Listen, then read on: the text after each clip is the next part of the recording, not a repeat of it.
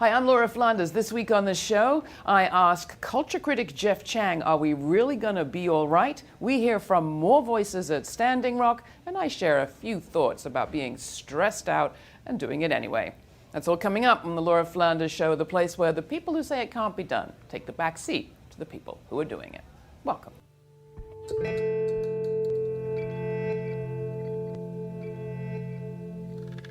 Our next guest is one of our closest and best observers of American society, culture, and, well, let's face it, us. He's the author of the bestseller, Can't Stop, Won't Stop, A History of the Hip-Hop Generation, and he's out with a new book, We Gon' Be Alright, Notes on Race and Resegregation. It's just out from Picador. Jeff Chang is also executive director of the Institute for Diversity in the Arts at Stanford University, and I'm very happy to have him back on the program. Jeff, welcome. Thanks for having me. It's great to be back. We gonna be all right. Can I get a guarantee in that? I hesitate to give you a guarantee, but so many things are happening these days, right? But really, it's on the front of your book. Do you promise? Are we going to be all right? I can't promise. Why do you think I can't promise. It's an aspiration. And I think that if we're working together, we might be able to make it a reality. It is a pretty optimistic book, but at the same time, you describe what you call a new geography of race, which is not cheerful at all, at least not when it comes to integration. No, not at all. I think what we've seen over the last 30, 40 years is a reversal of the old kinds of terms of white flight. What we saw, back after World War II, moving into the 70s and the 80s, was steady white flight from the cities into the suburbs.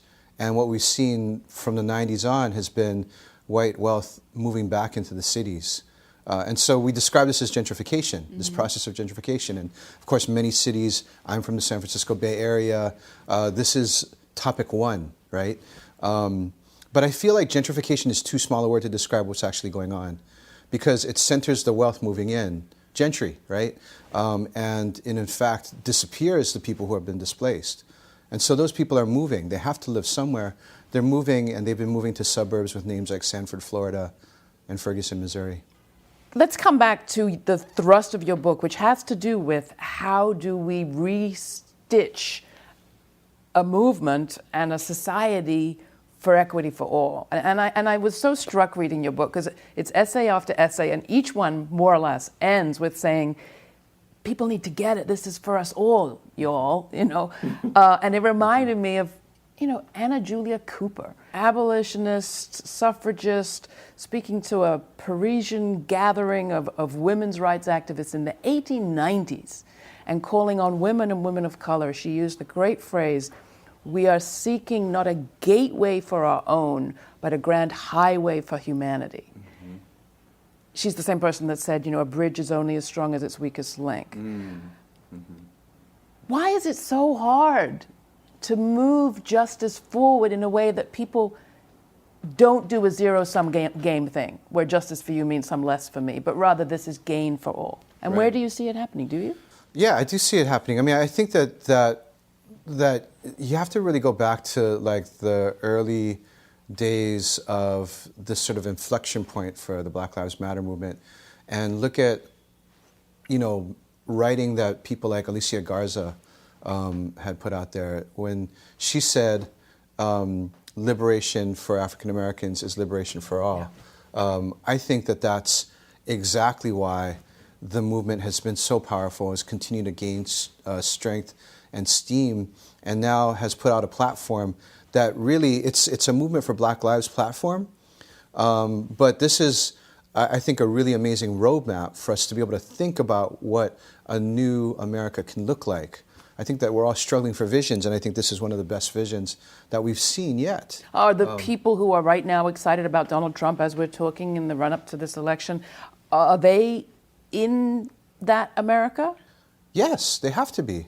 I think that they have to be. I think one of the interesting kinds of, not planks, but there's a definitional glossary in there, and there's a word in there, transformational justice, right? And I think that what this idea kind of evokes is that those who have been harmed the most need to be able to be the ones who lead us to think about what we need to do in order to create a new society, right?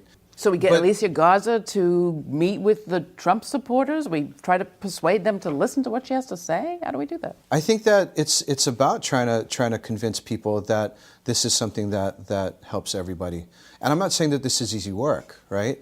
And I think that there's been this long-standing debate in the left about, like, is it class or is it identity? Which right? we've been seeing a lot this election season. Absolutely. And I think that you see it across the board, from debates over what's happening with student protests on campus, all the way down to, what's been happening with Bernie Sanders and Hillary Clinton, and this sort of race, class, like both, gender, like what's going on, like how do we think about it? I mean, it's sort of all at once, stupid. So why don't we try to figure out how folks can find points of commonality and move together?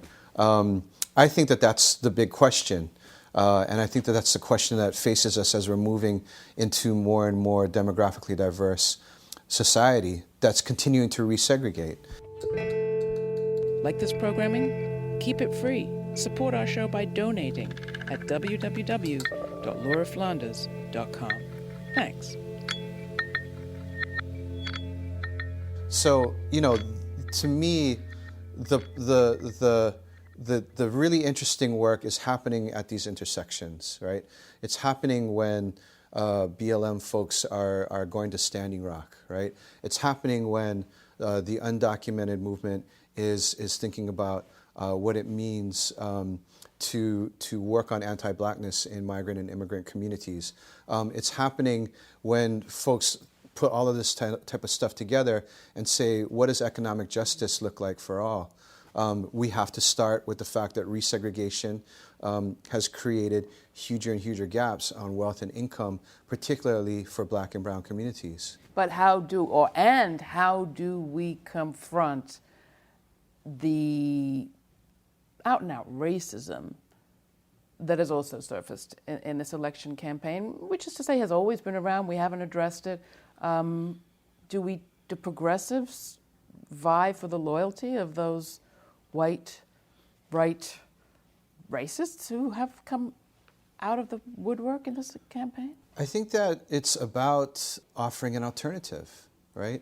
And I think that if we're going to look at the number of racists who have been emboldened by the sort of Trumpism movement, right, that's still a very small number. Right. But we've still got to be in play for, I think, a lot of those folks who have been disenfranchised by the economy, by what they see as globalization that's been impacting them unfairly, by people whose home places have been completely devastated by neoliberalism. Like, this is part of the work that needs to be done. But we haven't been able to, I think, articulate that kind of message. So talk to today's hip-hop generation, whatever the equivalent is today, many of whom are feeling super engaged in movement work, super engaged in cultural work, but maybe less engaged in political and policy work, some of them. How are you thinking about this election? And do you have any advice to them? Well, I mean, the election is a means to a larger end, right? It's not the revolution. I think that we've all kind of come to that conclusion a long time ago, right? I noticed. Yeah. It bears repeating all the time, especially when you feel like you're being inundated with all of this kind of stuff nonstop. But it's literally about thinking, past the current moment and towards the long run. What does that look like? And so it's about building up local movement. Yeah. It's about being able to go where the folks are at, right? I mean, folks are in the culture all day, every day. Yeah. Folks come to the polls, periodically, sometimes not at all. No, but I mean, I'm joking, but I mean that type of stuff is episodic, and what continues to push people is the movement work, and so that's where the work is, for sure. You end the book with talking about your own Asian Americanness. Want to share any of that very beautiful meditation about where you fit into all this? For sure. my editor kept on telling me, as I was writing the book, there needs to be more you in this. Editors tend to say that. That's why we love them. When we're not cursing them out, like, I can't believe they told me to do that. But no, my editor, Anna DeVries, is really awesome, and she said, there's got to be more of you in this. And I said, it's implied, right? I mean, there's sort of a, but it wasn't. And I think simultaneously to that, or maybe in part because of that, just like all kinds of things are kind of happening. But the book in a lot of ways is a thank you note to the Movement for Black Lives for raising these questions of what have happened in this country and pushing them back to the center of the table and saying we have to deal with this. And I couldn't write a book that was a thank you note without reflecting on how that's made me ask questions about my role and positionality in relationship to the Movement for Black Lives and to the Black liberation struggle, the Black freedom struggle in general. So that's partly where the essay came from. But at the same time, I wanted to try to be true to my own histories that have made me and my own kind of my communities. I'm Chinese and Native Hawaiian. My own community's sort of troubled relationship, I think, with questions of racial justice. My own community's anti-blackness. And so that was where the essays, the in-betweens came from. Were always placed in between white and black. And the advantage, the privilege of being in between is you can sit on the sidelines. You can choose not to engage. You can choose to sit out the battle, right? And just sort of plow away and do your thing and figure out how to play the game, right? But there's a song that they revived in Ferguson, and it's the old song from the coal miners' fights in Appalachia, which I think is a really beautiful kind of consonance, right? And it's the song, "Which Side Are You On?" And I think that, this is a moment in which folks really have to choose which side that they're on. There's a line in there are no neutrals here. In Howard County, there's no neutrals. In Ferguson, there were no neutrals.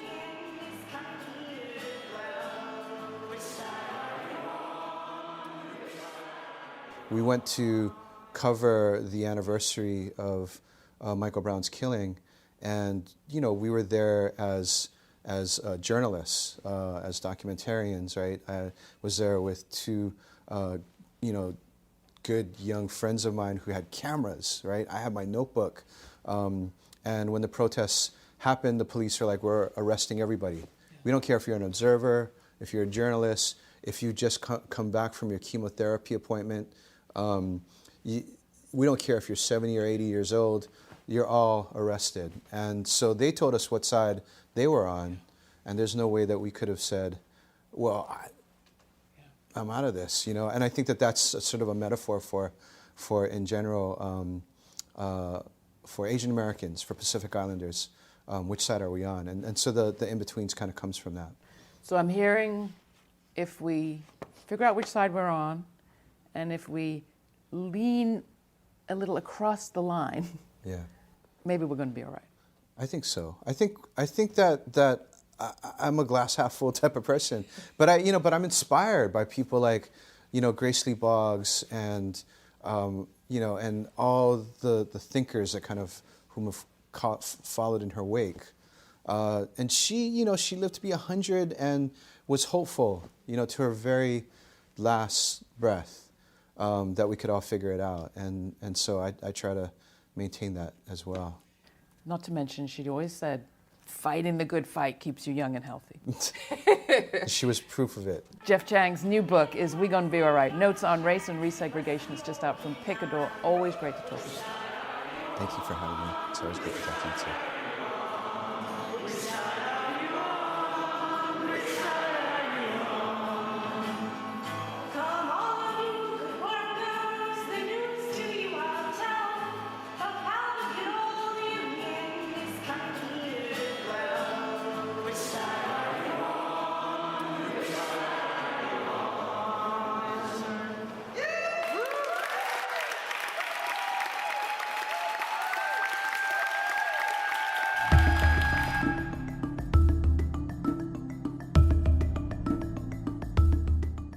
few weeks back, we released our first report on the indigenous movement that is gathered to defend water and land threatened by the Dakota pipeline. This week, more on who's gathered and why, and where the energy might go next.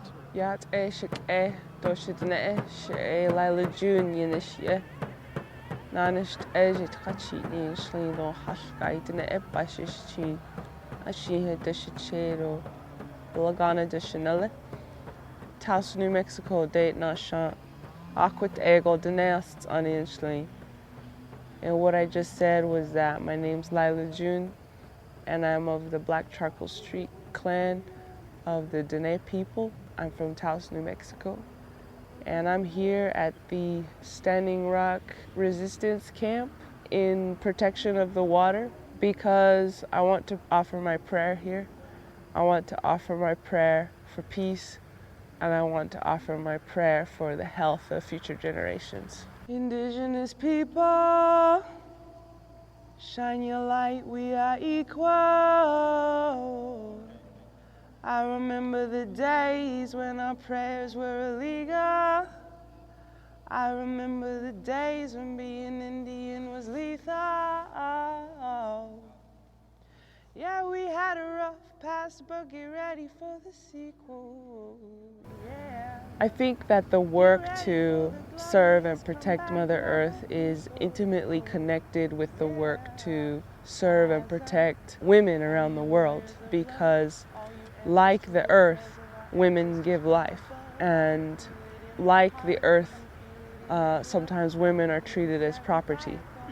And like the earth, sometimes people take things from women without really reciprocating or giving back to them. And so these two issues are very intimately intertwined. And as Native people, we know that our women, the health of our women is an indicator of the health of not only our community, but of the whole world, because they're the backbone of our society. And this isn't just for Native communities, but any community. The Cree ancestors had a proverb, and it was that a nation is not defeated until the hearts of the women are on the ground. And so when we uplift the women, we uplift the whole nation. I wrote this song, All Nations Rise, to remind our women, and especially our men, that the battle is not over, and that it's only just begun. When they can't take the dread anymore. No, we can't take the dread anymore. No, we won't take the dread anymore. No, we can't take the dread anymore. My name's Cody Hall. I am half Mini Koju from Cheyenne River and half Hunkpapa from Standing Rock. And the role I play at the camp there is I'm a media spokesperson for the Red Warrior Camp. I'm a sun dancer and I'm a pipe carrier. And so as a sun dancer, 4 days where we don't eat or drink, and we're out in 100+ degree weather, and you're literally on the brink of death. When you're dancing for the people, you're sacrificing yourself. I just saw it as a sacrifice. And I was like, hey, I do this all the time, so it's, you know, I'm used to it. And then also with the peace of being a pipe carrier, knowing that as much as they try to break me down, you know, I sang prayer songs, you know, and the other nice part about it was the spirits came in. But, you know, still that presence of knowing that I wasn't alone, and that's what kept me going, you know. All of these things, like I said, you know, during that time of incarceration was only uplifting, you know, and it fueled that fire in me to strive on, you know, for more. Like I said, you know, the love for my people and the love for humanity, because this issue that we're taking on and we're fighting, this is a humanitarian issue. This just isn't a indigenous people's issue. We're encompassed in it along with everybody else. You're listening to The Laura Flanders Show, and this is a special report from Standing Rock. All nations rise. As I was pulled over, one cop car was obviously behind me with the lights, and then as they got me out of the vehicle, there were 4 other vehicles that pulled up behind that. And as they cuffed me and put me in the back seat, I overheard the rest of the police officers that were standing out to show a presence when I heard a few of them say, "Who do we have?" And the response was, "We have Cody Hall." And they started cheering. And I thought, wow, okay, you know, like they made me out to be somebody who I'm not, you know, this violent person, and you know, that antagonizes or whatever, that villain, you know. And so I just kind of brushed it off my shoulder and I just smirked. And then once I was brought into Morton County Jail, as the elevator door opened, and when I came out, I was greeted with like 8 state officers in their vests, you know, looking like what you see in those videos or in those pictures early on when this campaign started, when this protest campaign started, you know. And I thought, wow, that's really overkill, you know. One person, and you're meeting 8 of these officers, plus the correctional officers inside. Incarceration. For more information, in 4 days. 4 days on 2 misdemeanor charges. That really, I could have been bonded out that same day, but they wanted to make a statement. They wanted to throw me in the mud, but I was like, you know, many people have tried that, you know, and haven't succeeded. And I just kind of, you know, scoffed at that and said, this will only make me stronger, and this will only make the movement stronger. This is Cody Hall, media spokesperson, Red Warrior Camp. They want to do fear-mongering techniques. They want to speak bad about not calling them protectors, calling them protesters. We're unarmed, but yet we're met with SWAT gear police officers. Like it's you know, they're ready for battle. But the real battle is through the power of words and the power of the mind. And they are not armed that way. They're armed with guns and the look of intimidation. But when you start speaking to them from your heart, telling them, you know, why we're doing this, you can see the look in these officers' eyes of a change, because it's not about them personally trying to attack them. It's about the protection of future generations, because this affects everybody. And really, that's what we're speaking of, is the real compassion of this movement also, because water is life, and if you think about it, we come from water. When we're conceived, and as we grow in our mother's womb, we're in water. We live in it. So literally, we come from water. You know, like I said, that's really where we're at with all this whole thing of how we have to, you know, view things on a broader scale, of not just seeing protectors on one end and then you see armed guards on the other. There's a huge story right in the middle right there, and that's what we're speaking of. And we're just trying to inform people. We're trying to let people, you know, get to your heart. Think of that, because we all have compassion. Rise up, 'cause now's your time. We don't have to hide. That's it for this week. I want to thank everyone who made this report possible at Standing Rock, as well as all of you at home who contributed to defray our costs. If you want to help keep coverage like this coming, please follow the links and contribute at lauraflanders.com. And if you want to tell me what you think, write to me. That's Laura at lauraflanders.com. LAURA at lauraflanders.com. Thanks a lot. We'll be back next week.